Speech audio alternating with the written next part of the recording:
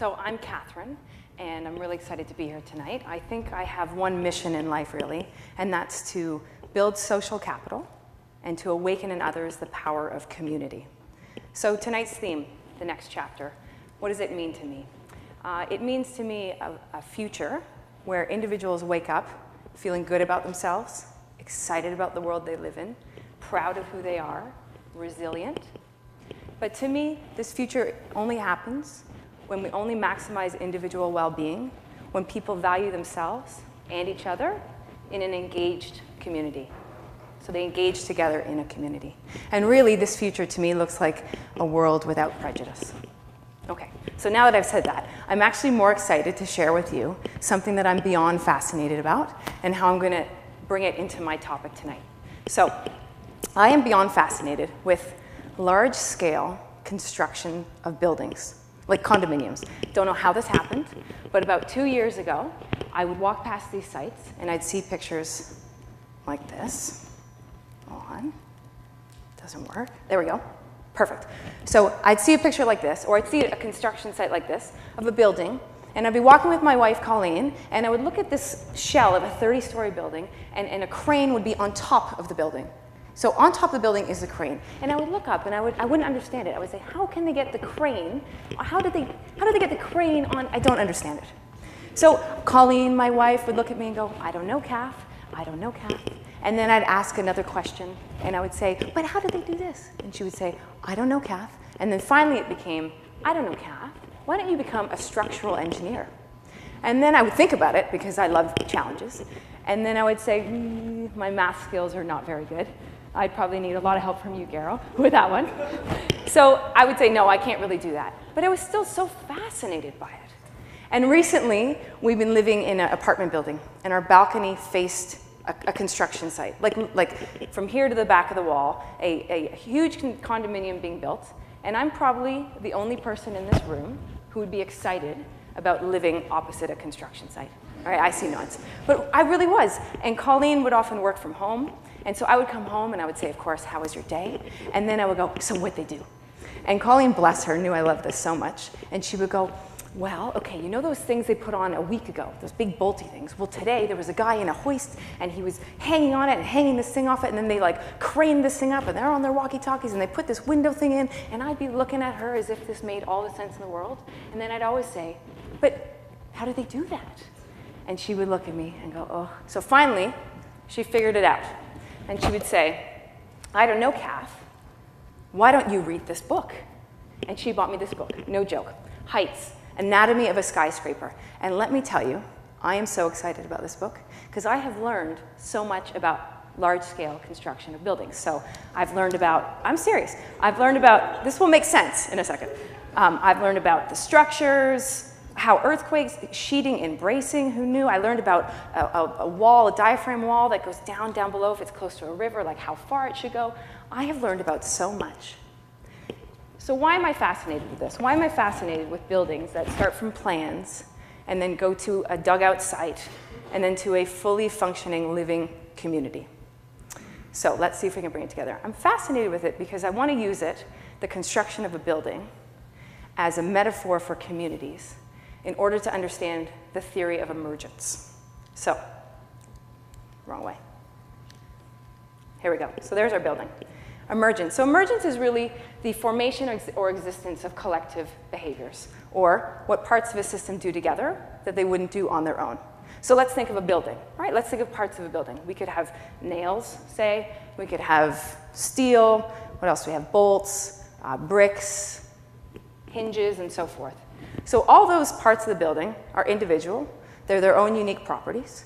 And perhaps they represent themselves well when they're on their own. But it isn't until they come together that they form a solid structure. So if we think of it, there's our solid structure. Now, let's take this even further. Okay, so we have our one building. Imagine you've come home from work and you're on your terrace, or you're on a vacation with your family and you're on the top of a hill and you're looking down at a city. And you can choose to see one building and its parts, or you can choose to see a city skyline.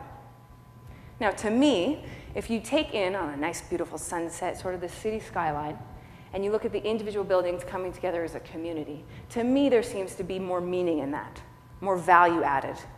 And that's what I like to talk about, sort of that extra value that happens when things come together.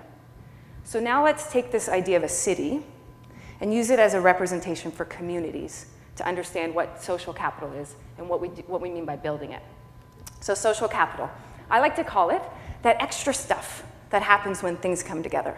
So simply put, 1 + 1 = 3, right? Or the sum of its parts. The sum is greater than its parts. So if we think of social capital, and what it really is the networks of relationships among people who live together in a particular society, enabling that society to function effectively or to function well. I believe if we kind of think of the world in this way, that when things come together, there's extra stuff, that it allows for more meaning, more profound meaning, an opportunity to ground our view of the world and how we think about it. Okay, so before I will continue on with community building and things like that, but I just want to back it up and tell you a little bit about what I do as well. So I'm a guidance counselor at UTS, my first year. I love it. I love everyone here.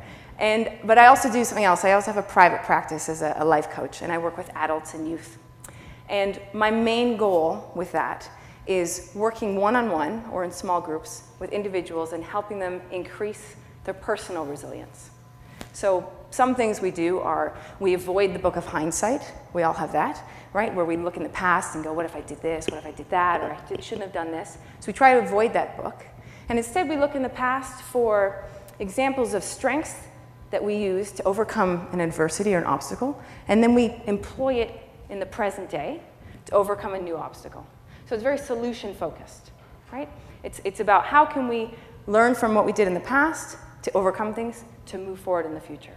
And we talk a lot about strengths, individual strengths, so important. I follow positive psychology, so Dr. Seligman, they do lots of research. And the main thing I get out of that is know your strengths, use them daily, and you'll live a meaningful life. So not just a pleasant life or a happy life, but a meaningful life where you have purpose, where time just kind of like flies by. So we work a lot on that. And we work on discovering what those strengths are. And I work with little kids as well, but adults like this too. And we do this thing where I go, okay, imagine you wake up in the morning, and when you're getting dressed and everything, I want you to imagine, once we've discovered what your strengths are, that your strengths are on the ground. Okay, so you have your strengths, and you see one and say this is creativity. So you pick up creativity, and you put it here, and it's part of your shoulder armor. And then you go, okay, I'm athletic. So that's the other piece of your armor. And then you're maybe determined, so that's your chest plate. And then your helmet becomes that you're compassionate and kind. And you put on your strength, so you put on your armor every day. And so when you walk around, you actually walk kind of different because you're wearing your armor. And to me, it seems like if you're wearing armor, it would be a lot easier to deflect bullying comments or insults or negative thoughts. You know, you would deflect your own negative inner critic that often rolls in our mind. Because you're wearing your armor, you're focusing on your strengths. But the question is, if someone isn't wearing their armor, does that mean that they can't have meaning in their day or find value in their day? And the answer is no, of course not. And this is where social capital comes in. It's about the relationships around you. It's about pulling and working with people to support them, to support yourselves, to stand up when you need that little extra boost. So just like a building has the parts that come together and make a strong structure. Imagine if just one bolt was on the ground and a storm came flying through. That bolt would be up in the air with all the leaves, wouldn't it? Be gone, it wouldn't be strong. But when it works as a collective with those properties, it's strong, isn't it? And it can withstand all the stuff in the world, can't it? So now imagine a person. Perhaps you haven't put your armor on in the morning. You have a little bit of armor, like this side. You know. So you're kind of almost like a paper version of a person. So here's that slide. These paper people have no chance of standing on their own. So imagine you're not part of a chain, but you're just a paper person. Go with this. So you're kind of like, if a storm comes by, that's just going to take you away, isn't it? But if you connect with someone or they connect with you, suddenly that arm is like this, isn't it? And then this arm is like this. And then this person over here is like this. And then this person over here is like this. And suddenly that chain becomes stronger, doesn't it? And you actually don't even know who's the less or more resilient, do you? Because all that extra stuff that's in the air that has happened when people come together, you can take that extra stuff as extra pieces of armor. It's like you can walk and go, I need that piece over here, and I need this piece over here, and suddenly you feel better, don't you? And if you already felt good, you feel even stronger. And you don't feel as good, well, you're feeling a part of a unit. And that, to me, is the power of social capital. So an example of how this has kind of worked for us in the past week at UTS is last Wednesday we had a party for International Pink Day on the corner of Bloor and Spadina. And International Pink Day is a day to celebrate diversity, to stand up against bullying. So we decided JT in the house.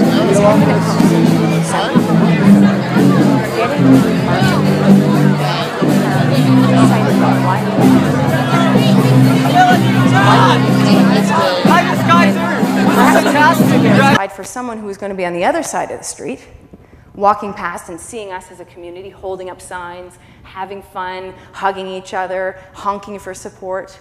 And maybe if they were having a rough day, it would kind of put a little bounce in their step, and they would think, the world's changing. Young people are changing the world. And perhaps there was one person in our community who maybe woke up and didn't have their armor on. And perhaps for them, joining in the week leading up to the event, making signs, having conversations with people, learning about things, and volunteering to help bake goods, and then going to the party, perhaps that was a bit of extra stuff that they just needed to feel good that day. So we needed to do that party. And we did, and the party was a success. Here's a little video, a snippet. And if you were there, you could probably look at that video and go, yeah, that was fun. But even if you weren't there, you could just see there were people, they were talking to one another. We had the businesses from Bloor Street join in and give raffles. Those are all those logos there. And some who actually came to the event and gave out free food and things like that. There's our co-captain, UTS, wears pink for next year. And then we had, Honk for Equal Love, that's John Tory, he came out. And the best part was when we'd hold up a sign and a truck would come by and honk their horn, our community went crazy. We were so excited about that because we were connecting beyond our school. And I truly believe that while if I went outside on International Pink Day and stood on a soapbox and I said, we need to celebrate diversity and we need to do this, I might have had some impact. I might have built some social capital. I might have done 1 + 1 = 3.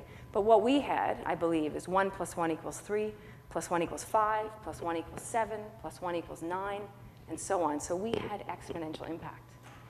We truly did have exponential impact. And I believe if our conversation was smaller that day, we wouldn't have. And since then, our school culture has shifted a bit. We're taking these conversations, it seems, out of our community, and hopefully, every individual who is part of that will take it to their communities, and their communities, and their communities, and it will be a ripple effect. And now, we're still a work in progress. It wasn't magic overnight, but it was a huge step forward. And all we did was throw a party. And really, all we did was we changed space, which is a physical, one-dimensional physical location. We simply changed it into a place, which is a space with meaning, right? Attached, it's complex, it's subjective. It's where social and emotional connections were perceived and ideas were joined, creating meaning for the individual. And that's all we had to do. So to wrap up, back to the construction. You have a building, and you have the individual parts coming together and creating the structure. But it's simply a space. And it truly doesn't become a place of meaning until those inhabiting it open their doors, talk to one another, value each other, and engage together in a meeting community, that individual well-being rises. So for me, the next chapter is in a world where community building raises individual well-being so much so that it trumps discrimination, exclusion, prejudice. I like to think so. But in the meantime, I think intuitively as a group, we can probably agree that engaging in a community or being part of a community, whether it's 3 people or 100 people or 1,000 people, it always feels that much better knowing that you're just not going about things alone. Thank you.